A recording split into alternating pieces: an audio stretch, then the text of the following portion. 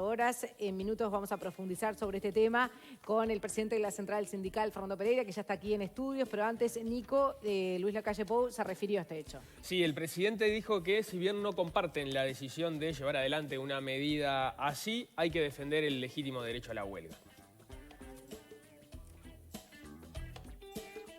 Están en todo su derecho. No tengo más opinión, hay que defenderlo. Así que están en todo su derecho, nos guste o no la plataforma, que obviamente no tenemos nada que ver con eso. Nosotros vamos a hablar con todo el mundo, obviamente lo que dijimos siempre, no vamos a compartir las decisiones son nuestras, pero escuchar siempre, me parece que es lógico, a todas las partes actoras de cualquier actividad siempre hay que escucharlas. Por su parte, el ministro de Trabajo, Pablo Mieres, defendió la gestión de la crisis que viene llevando adelante el gobierno y aseguró que tampoco comparte la medida convocada por el PIT-CNT. Es parte de las reglas de juego, es decir, el movimiento sindical tiene como instrumento estas medidas cuando entiende que hay cosas que no son compartibles. Obviamente es muy respetable, nosotros creemos que estamos haciendo las cosas como creemos que deben ser para bien de la ciudadanía, que las decisiones que vamos tomando van en la mirada de defender justamente el interés de los ciudadanos. Hay cosas que se han atendido, más allá de que uno pueda decir es mucho, es poco, es suficiente o insuficiente, pero ha habido subsidios, ha habido beneficios, ha habido, digamos, cobertura de servicios, el famoso tema que recién decía de la canasta básica de servicios. De hecho, las empresas públicas no han cortado ningún servicio, más allá de que los ciudadanos hayan podido cumplir con sus obligaciones, y lo que se trata es de dar respuesta sin duda a los más débiles. Y como les decíamos, hoy tenemos este paro de 24 horas convocado por el PIT-CNT. Paramos por un Uruguay en movimiento, para seguir avanzando en derechos y para que cada uruguayo tenga una vida digna, es lo que señala la consigna, y vamos a hablar justamente de este paro con el presidente del PIT-CNT, Fernando Pereira. Buenos días. Un placer estar con ustedes, como siempre. Gracias, bienvenido, Fernando. Bueno, ¿cuál es la principal plataforma de este paro? Bueno, hay un tema que claramente todos nos damos cuenta que es el vital para los uruguayos, que es el trabajo, ¿no? Hay 89.000 personas, hasta el mes pasado había 109.000, parece que ayer se ajustó el dato, que están en seguro de desempleo. Y ahí lo que hay que evitar es el gatillo fácil del despido. Bueno, no les voy a contar a ustedes de la rama periodística, ¿no? Han desaparecido decenas de puestos de trabajo, se han transformado otros puestos de trabajo, y esto es en algunos casos reestructura de las empresas aprovechando una pandemia, ¿no? Entonces, esto no es solo está pasando en la rama de la prensa, está pasando en todas las ramas de actividad. Y esto supone la pérdida de miles de puestos de trabajo. En la pandemia desaparecieron 150.000 puestos de trabajo. ¿Son los que estaban en la formalidad? No, son los que estaban en la informalidad, los que tenían un literal E, los que eran monotributistas MIDE, los que eran monotributistas comunes, los que son unipersonales y facturan para una empresa, y todos nos hacemos de cuenta que no existen. Están por todos lados también en esta rama de actividad. Y claro, aunque aportan a la seguridad social, cuando van a buscar la cobertura no la tienen. En marzo de este año le planteamos al Poder Ejecutivo la posibilidad de un salario básico de emergencia que cubriera las necesidades de estas cientos de miles de personas. Hasta ahora ninguna respuesta. ¿Se nos puede decir que no tuvimos paciencia? Fernando, te iba a consultar porque, bueno, esto pasa a nivel mundial también, que a veces, bueno, las empresas ven cómo funciona y se empieza a aplicar más el teletrabajo, o quizás que algunos empleados o algunas tareas no son tan necesarias como antes porque el trabajo viene cambiando y hay que ir reconvirtiéndose. Por ejemplo, ayer hablábamos con Luis Alberto Heber, ministro de Transporte, y nos decía lo de los peajes, que ahora muchos van a hacer con cámara y que pueden ver de esos 400 empleados que 150 queden como una especie de que garanticen que funcionen bien los peajes, que estén observando y que los van a capacitar. Pero el resto entra en una bolsa. Esto pareciera que va a pasar en muchos trabajos. Y como que la pandemia aceleró mucho más este cambio, esta reconversión. ¿Qué pasa con toda esa gente? Bueno, Enrique Iglesias plantea que no estamos en una época de cambio, sino en un cambio de época, en un cambio de paradigma. Es decir, el trabajo va a tener transformaciones, producto de la robótica, de la inteligencia artificial, de la Internet de las cosas, entre otras, muchos cambios tecnológicos que se están dando, y los puestos de trabajo que se van a generar, no es que no se van a generar, probablemente incluso haya más trabajos que los que hay en la actualidad. El problema es que necesitan una dimensión de educación formal, formación profesional, formación terciaria, universitaria o no universitaria, que todavía no hemos hecho esa transición. de forma tal que si los estados no toman políticas compensatorias para sostener a las personas que su puesto de trabajo cae, lo que le pasa a esa persona sencillamente es que cae a la pobreza extrema. Entonces, si usted lee el informe OIT, si lee el informe CEPAL, lo que se da cuenta es que hay 35 millones que van a caer en hambruna, que se van a perder decenas de millones de puestos de trabajo en América Latina. Y eso lo podemos mirar con diferencia del movimiento obrero, del movimiento popular. Nadie puede decir con un paro vamos a resolver la hambruna ni el desempleo, pero si hubieran pensado los mártires de Chicago que era imposible la conquista a las 8 horas, estaríamos trabajando 14 horas por día. ¿Cómo tomaron, se hizo viral una consigna que era el hashtag Yo no paro? Y bueno, aparte del derecho, yo reclamo los derechos. Las libertades son para poder expresarse. A veces algunos se expresan con demasiados insultos y pocos argumentos. Pero si hay personas que no quieren parar, tienen todo el derecho de no hacerlo. Ahora, cuando miran el recibo y leen aguinaldo, tienen que saber que lo logró el movimiento sindical. Cuando miran el recibo y leen salario vacacional, tienen que saber que lo logró el movimiento sindical. Cuando se toman la licencia, tienen que saber que un día la logró el movimiento sindical. Cuando le dan los instrumentos de seguridad y salud en el trabajo, entre otras cosas provenientes de la ley de salud, la de responsabilidad penal empresarial, tienen que saber que lo logró el movimiento sindical. Y si aún con todos esos logros están dispuestos a no adherir a la medida, tienen todo el derecho del mundo a hacerlo. Pero tienen que saber que buena parte de sus logros son hijos de la lucha histórica del movimiento sindical, no de la actual, de más de 100 años de historia del movimiento sindical. A veces la gente esto no lo entiende, pero de la misma manera que el gobierno impone su agenda, el movimiento sindical con esta medida está construyendo su agenda. Hoy estoy en este programa hablando de empleo, de presupuesto, de recorte educativo. Fíjense que la gente dice, yo no quiero que me descuenten un día. Para las maestras, los profesores, los funcionarios auxiliares de servicio de las escuelas vinculadas al comedor a la limpieza, el año que viene van a tener 18 días de descuento por la rebaja de salarial que trae el presupuesto nacional. No uno, 18 días de un saque. Y el segundo año, 18 días también. Y después hay una voluntad, dice el Poder Ejecutivo, de recuperar el valor del salario real. ¿Acaso acá no hay un incumplimiento de campaña? ¿No estaba en la campaña electoral el mantenimiento del poder de compra? Que lo pierdan los maestros, los profesores, los trabajadores de la administración central, los trabajadores de las empresas públicas. ¿Acaso no violenta esa promesa electoral? Pero bueno, en la campaña no estaba la pandemia, ¿no? No, por eso. En la campaña no estaba la pandemia, como en la campaña no habían otro sinnúmero de temas. Pero yo lo que digo es, el de los impuestos se cumple, el de las quitas no. Ahora, ustedes habían dicho que estaban dispuestos Pero ¿me entiende? El de los impuestos se cumple. Y dicen, vamos a cumplir porque lo dijimos en campaña. Y este otro, ¿por qué tiene menos valor? Si es una quita, En cuanto a las usted promesas, va a cobrar 5% menos. Todo va a haber una rebaja salarial. Y sí, entonces digamos, por lo menos no celebremos las rebajas, ¿no? Ahora, ustedes habían dicho que estaban dispuestos a aceptarla si había recuperación, si se recuperaba. Seguro. ¿Eso cambió o no? ¿Y usted leyó el artículo 4 de la ley de presupuesto? Eso es lo que no los convence a Sí, ustedes. Dios. No, si usted me lo explica y me convence, yo me voy convencido de acá y se lo explico a mis compañeros. Pero lo he leído una vez, lo he leído con los economistas del Cuesta Duarte, lo he leído con economistas de la universidad y no es una redacción que para nada quede claro. Hay una voluntad de hacerlo, se dice, pero no se dice ni cómo, ni cuál es la base 100 que se va a tomar, ni cuáles van a ser los porcentajes de 2022, 2023 y 2024.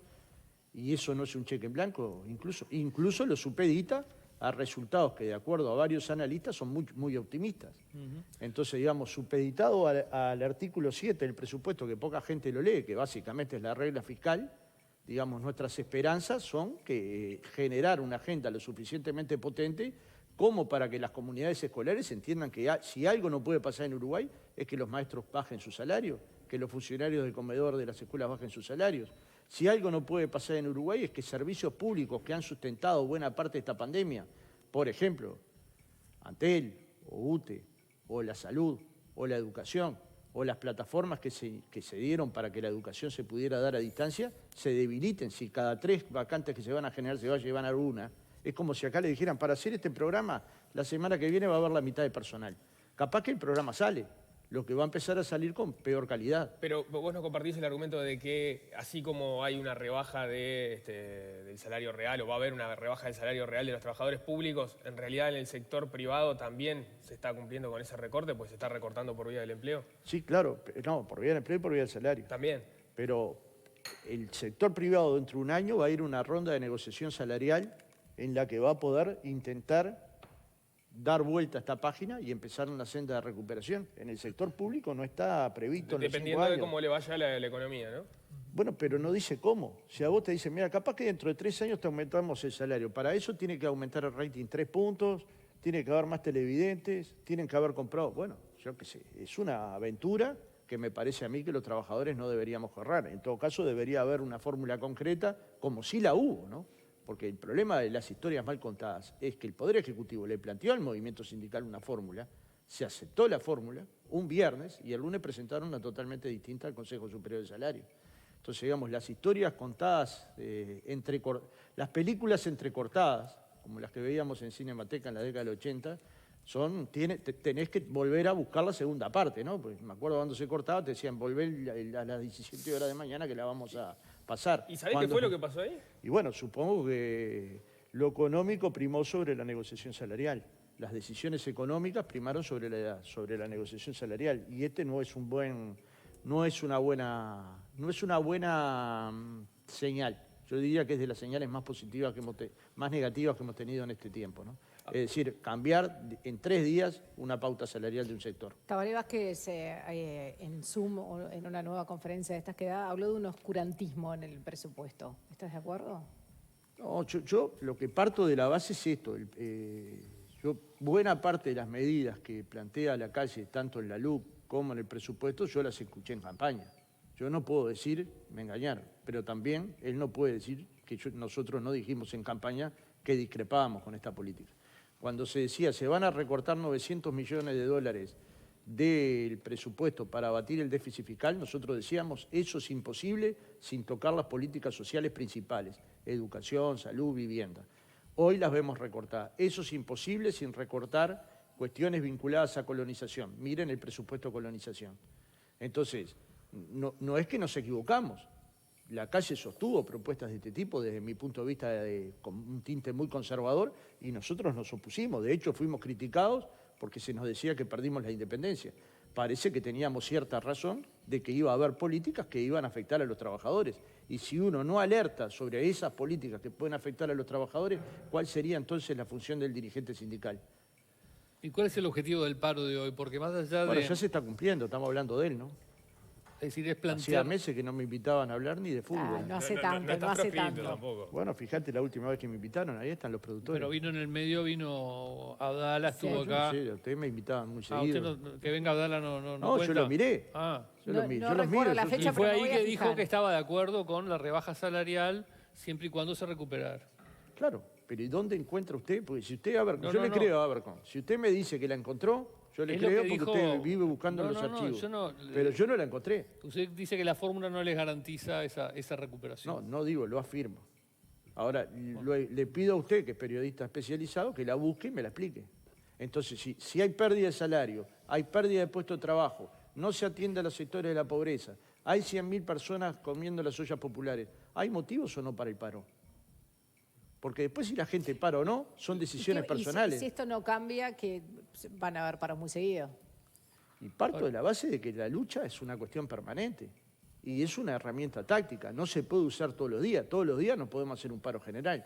Todos los días no podemos hacer una movilización. Pero todos los días algo hacemos. Sí, hoy estaba leyendo... Ahora, si el objetivo es salir en la prensa, nos No. avisan. El y objetivo nos es generar avisan, agenda. Lo invitamos y no paga. El presidente genera agenda a través de las conferencias permanentes que dan Torre Ejecutivo y ustedes tienen móviles montados 24 horas por día. Nosotros para generar agenda tenemos que hacer 1.000.000 de cosas. Entendemos que estamos en lugares distintos de la cancha, pero desde nuestro lugar de la cancha no conozco ninguna transformación en el mundo, cuando se habla de Alemania, que no se haya hecho con huelgas y paros, ¿no? No pensemos que el mundo socialdemócrata alemán se construyó sin medidas de lucha, porque esto falseara la historia. Entonces, en cierta medida la lucha, mire, esto es una frase fácil. Si mira el mapa en el mundo, donde hay sindicatos fuertes hay derechos, y hay jornada de 8 horas, y hay respeto al trabajo infantil, y donde hay sindicatos débiles no hay nada. Es así de fácil. Lo que pasa es que el paro general es una medida ya subida de tono, digamos, de la gama de medidas que puede tomar el movimiento sindical, no es una menor, digamos. ¿Pero le parece que nos graduamos? Estos 6 meses fueron los de menor conflictividad de los últimos 25 años. ¿Le parece que no tuvimos tolerancia al tema de la pandemia? Negociamos todos los protocolos de actuación para volver al trabajo, en la construcción, en la salud, en la educación. ¿Ahí qué pasó? ¿Acaso no hubo una Porque actitud arrancaron- responsable? Porque puede decirse que es una medida precipitada 6 meses después que se hizo una propuesta del gobierno. ¿Cuánto hay que esperar? ¿Los 5 años? Porque entiendo que para algunos existe la luna de miel, pero miren que se quedó sin trabajo, en vez de luna de miel está viviendo una tragedia. Entonces, como dice Rolón, cuando un empresario va a despedir a un trabajador, debería mirarse al espejo para saber lo que siente ese trabajador cuando pierde su trabajo. Y cuando pierde su trabajo, pierde mucho más que su ingreso. Pierde su enclave, su ancla a la sociedad, la razón por la cual llega a su casa y hace sus cuentos, sus anécdotas, la razón por la cual construye solidaridad, sindicato, relaciones sociales. Entonces, cuidado, cuando se toman medidas tan rápidas y tan impulsivas como esta, lo que se está destrozando son las personas. Y hay que medirla con mucho cuidado. Y yo veo que a veces se utiliza el despido fácil, el gatillo fácil para el despido, ¿no? ¿Cómo has visto las medidas del gobierno en ese sentido para proteger el trabajo en el sector privado, ya sea la flexibilización del seguro de desempleo o el subsidio de 5.000 pesos que se dio para quienes crearan fuentes de trabajo o reincorporaran gente? ¿Crees que han tenido algún impacto o son insuficientes? Uruguay tiene un sistema de protección social muy superior al de toda América Latina. Lo construyó hace 80 años, 90 años, que tiene asignación familiar, que tiene protección del seguro de desempleo. Es decir, el seguro de desempleo, la prórroga de los mismos, los seguros de paros parciales han sido medidas acertadas y nosotros las hemos saludado. De hecho, en el acta que se firmó con el Ministerio de Trabajo hemos saludado eso y la convocatoria al diálogo por el empleo. Lo que no puede ser que Uruguay sea el último en la fila en ayuda social a las personas que tienen más dificultades, de acuerdo a lo que marca la CEPAL. Pero si se agregan los números del Poder Ejecutivo, sacando la línea de la CEPAL de cálculo, que es la línea histórica, igual es una inversión muy mala. Si el presupuesto educativo va a pasar de 4.6% para ANEP, UDELAR y UTEC en el año actual a 4 puntos del producto cuando termine el periodo de gobierno y se aleja entonces del 6%. Si el experto Radi en la Rural del Prado dijo no pueden restringir el presupuesto en ciencia porque los científicos uruguayos van a terminar emigrando, buscando nuevas oportunidades en el mundo y todas esas cosas no somos capaces de hacerlas saber, de hacerlas escuchar al gobierno y al que le toca actuar, entonces estamos perdiendo el tren de los sueños, porque finalmente habrá desarrollo nacional, es la medida de que haya personas que estén más formadas. El desarrollo de la educación formal integral, sumada al mundo del trabajo y comprender a este nuevo mundo del trabajo, es el gran desafío de los uruguayos. Eso puede ser con menos presupuesto educativo, eso puede ser con aulas más pobladas. Si usted lee el presupuesto de Codicen, muchas líneas son compartibles, extensión del tiempo pedagógico, extensión de 3 años. Todas las propuestas sin financiamiento. ¿Quién las va a financiar? Entonces uno se imagina, habrá 30 alumnos por clase, habrá reajuste de cargos, entonces los maestros tendrán que atender mayor número de alumnos.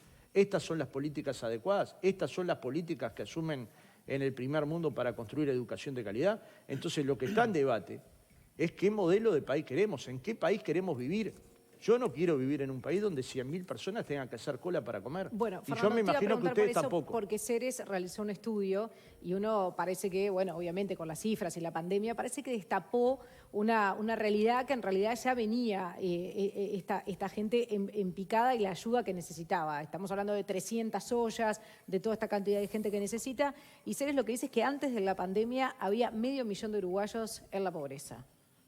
Había en el Uruguay 8% de personas pobres. Yo creo en los datos del INE en el gobierno anterior y creo en los datos del INE en este gobierno, por la independencia técnica que tiene quienes hacen los informes, digamos. Pero Ceres realizó el estudio en base a la encuesta de hogares del INE. No se limitó, sí, al ingreso de las personas y familias, sino también variables de calidad de vida, cómo se vive en hacinamiento, sin baño, sin cocina, sin calentador de agua y la ocupación laboral y la educación. ¿Entiende que ahí cambia? Yo no sé cómo mide el CERES. Lo que pasa es que el INE hace 2 tipos de encuestas. Claro. Hace la de ingresos No, yo las leo las dos. y la otra es la de necesidades básicas insatisfechas. Tal vez la de y esa da ingresos- más alta, siempre fue así. Sí, pero siempre fue así. Siempre fue así, sí. Yo lo que le digo es, la de ingresos, que es la que mide la pobreza en Uruguay Bueno, bajó pero de lo- 40 a 8%. Bien, lo que dice Ahí hay un Ceres es problema que este ingreso puede ser un poquito más de ese límite, pero en realidad las condiciones en las que viven son de pobreza. Pero bueno, usted, que es la que sobrevive al programa, me ha escuchado varias veces decir que 17.2% de los niños uruguayos estaban por debajo de la pobreza. Y esto lo dijimos el año anterior a la elección del presidente. Sí. Y que eso suponía poner al futuro en peligro, no atender a la niñez desde el embarazo de la madre, es decir, cuando la madre tiene insuficiencias alimenticias, es que los niños lleguen a la escuela con problemas de talla, tamaño y peso. como pasaba el año pasado, el otro año y el otro año. Esa circunstancia estaba. Cuán bien están esos números yo no lo puedo saber. Lo que le digo es, si Uruguay no hace una apuesta, ¿cómo después le puede reclamar a esos chiquilines que tengan formación terciaria para entender el mundo del trabajo del futuro? Bueno, Si no han tenido oportunidades, tus hijos van a poder haber ido a la escuela, vos los habrás podido complementar, les podrás haber dado una formación en idioma, como todos tratamos de hacer con nuestros hijos, y otros no están pudiendo llegar en condiciones de aprender a la escuela. Y esto problema, como dice bien el informe Aristas del INED, es básicamente un problema de origen, de dónde nace el niño. Si tienen la suerte de nacer en tu hogar, ese niño va a tener enormes posibilidades de tener un título de grado y de posgrado. Si tiene la suerte de nacer en un hogar de contexto sociocultural crítico, donde sus familias no tienen analfabetismo por desuso o tienen dificultades de vida, no tienen baño, no tienen una habitación razonable, le decían quédate en casa y lo que le faltaba es la casa, probablemente tengan muy pocas posibilidades. Sí. Y cuando uno vea que uno llegó, es la estrella de mar. Esa es la apuesta que el Uruguay tiene que hacer, atender a la niñez uruguaya. Si uno mira los rangos de pobreza en los adultos mayores en nuestra generación, hay 1% de pobreza. Si mira a los niños, 17.2%. Pereira, la pandemia va a pasar en algún momento. Lo que no va a cambiar es que el recambio en el mundo laboral, la tecnología, este nuevo mundo laboral del que usted habló, ¿cómo ve? Y en ese marco es necesario mejorar nuestra educación, como venimos diciendo. Pero para la gente que ya pasó por la educación, para el trabajador, lo hablamos al principio, pero pasó medio rápido. Para el trabajador que pierde el empleo por recambio tecnológico, porque cambió, su trabajo desaparece, ¿cómo ve los planes del INEFOP? ¿Cree que son suficientes? ¿Ve que se está trabajando bien ahí? ¿O habría que hacer más o qué habría que hacer? El INEFOP es imprescindible, pero es imprescindible la Universidad de la República, es imprescindible la formación en la UTEC, es imprescindible tener una educación secundaria potente, una Universidad del Trabajo del Uruguay potente, la educación primaria con los recursos adecuados, porque la educación va a tener muchos límites. Usted lo que está planteando es la reconversión laboral, pero no va a ser después la única vía. Yo parto de la base que la mejor vía de reconversión es mezclar, como se está intentando hacer en INEFOP, la formación en el mundo del trabajo, en el mismo lugar de trabajo, acá, por ejemplo, y al mismo tiempo tener un curso que te posibilite esa readecuación. Para muchas personas este tránsito va a ser complejo. Para personas como nosotros, que tenemos más de 50 años, vemos un niño de 4 años que nos saca ventaja en el manejo del celular, esto no ha pasado en la historia de la humanidad, ¿verdad? Entonces, digamos, esto que es un cambio de época hay que poder interpretarlo.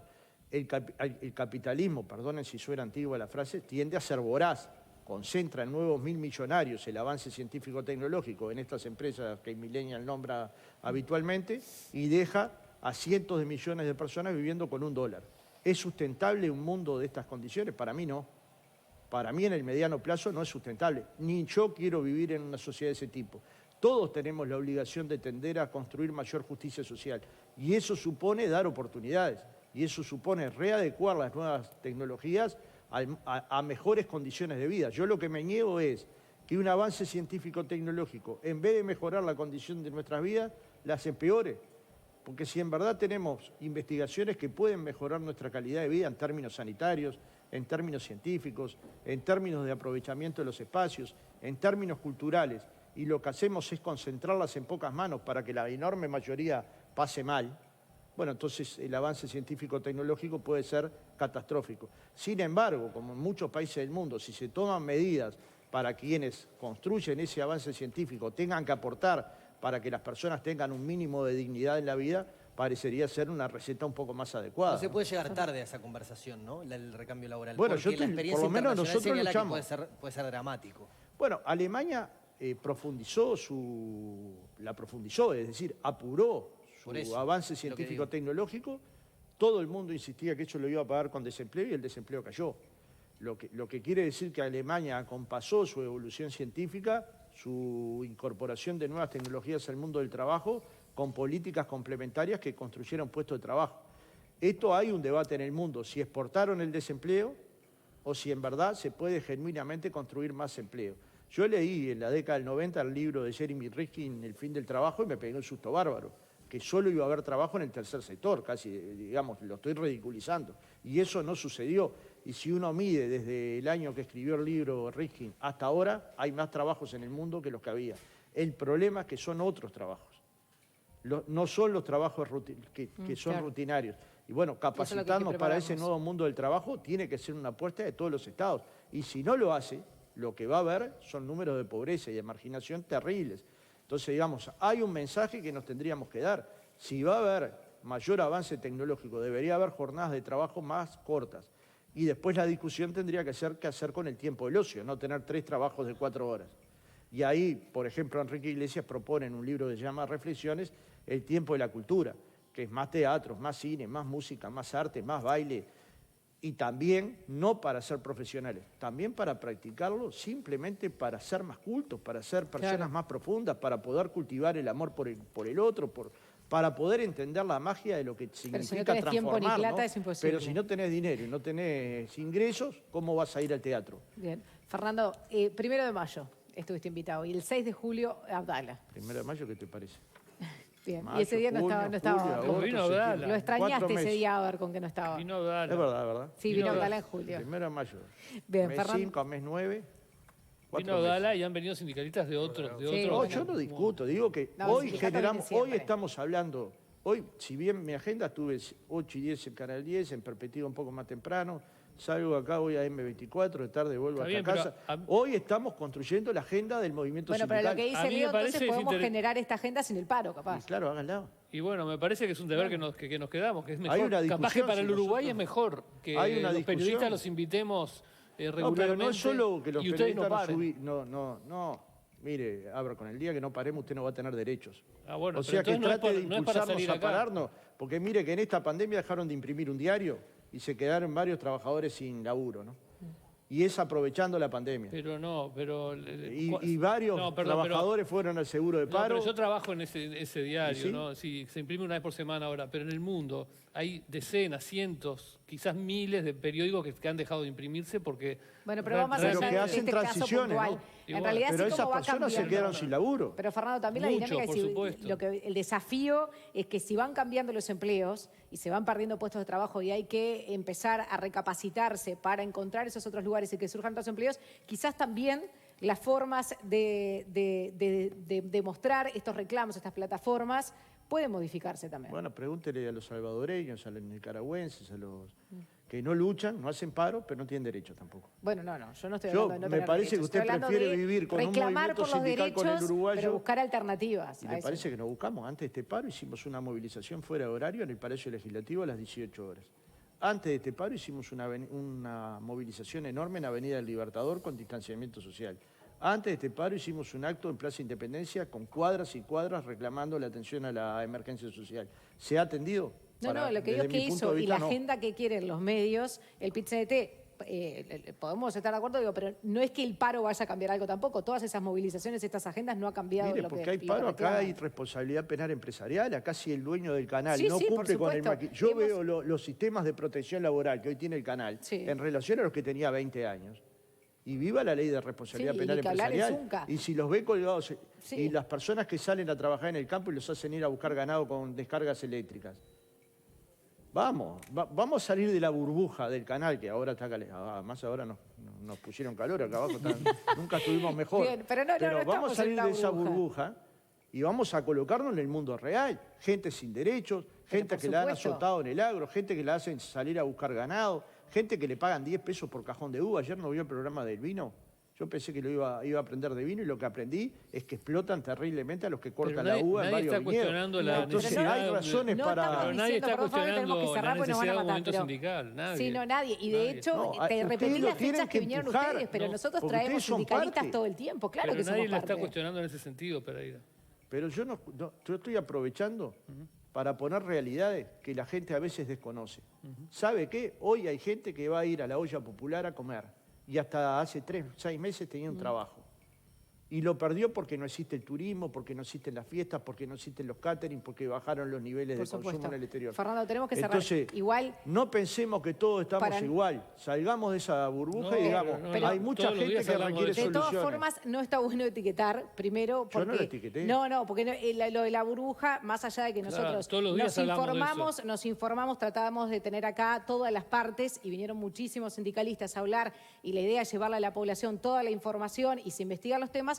Ninguno de nosotros vive en una burbuja ni en un tupper. Yo O sea, no muchos de pienso nosotros eso. conocemos esas realidades por nosotros, por familia, por amigos. La gente también se piensa que los que estamos sentados acá vivimos en un... Y no vivimos en ese lugar. No, yo Así no que los bájennos de ahí ubico, y también es parte de nuestro trabajo dónde salir los a ubiqué? recorrer. Si alguno no tiene esa vida o esa situación cerca, salir a recorrer y conocer las distintas realidades porque esa es parte de nuestro trabajo Pero ¿viste diario. dónde los ubiqué? Ustedes tienen que estar en nuestro Bueno, nuestro pero lugar. la burbuja de No, Canal pero 12 en sonó Salgado- un poco fuerte.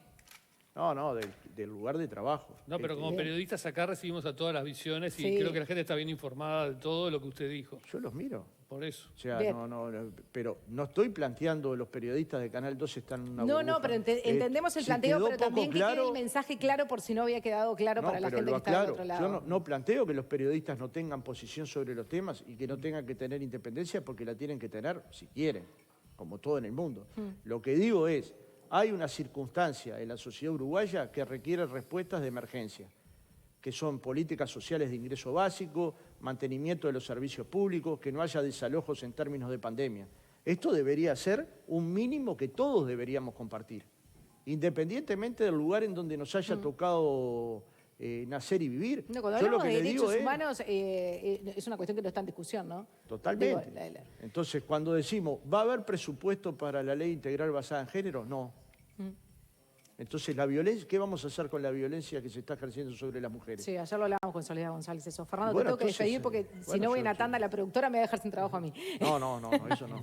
Fernando, muchísimas gracias. Gracias a ustedes. Hasta la próxima. Nos vamos a una tanda. Antes, una